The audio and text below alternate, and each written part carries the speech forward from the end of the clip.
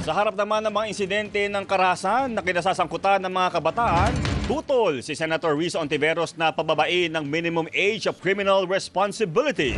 Balita mula sa Baydila, hatid ni Radyo Patrol Trisha Lindo. Trisha. Jeff, nanindigan si Senate Committee on Women and Children Chairperson Risa Ontiveros na kailangang rebyuhin o amyendahan at palakasin ng Juvenile Justice Welfare Act pati ang diversion programs para sa mga children in conflict with the law sa halip na ihalo sa hardened criminals.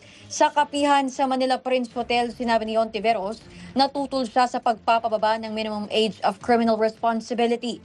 Para sa senadora, kung walang gagawing intervention, mas lalo lang manunuot sa paniniwala ng mga bata ang konsepto na wala sa lugar sa komunidad kung hindi ito gagawa ng karahasan.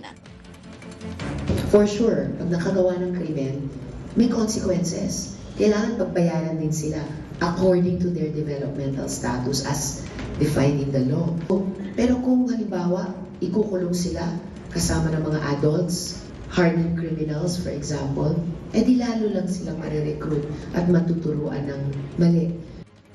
Yan ang balitang kumpirmado, sigurado. Ito ang Radyo Patrol, Trisha Lindo, DZMM. Maraming salamat, Trisha Lindo.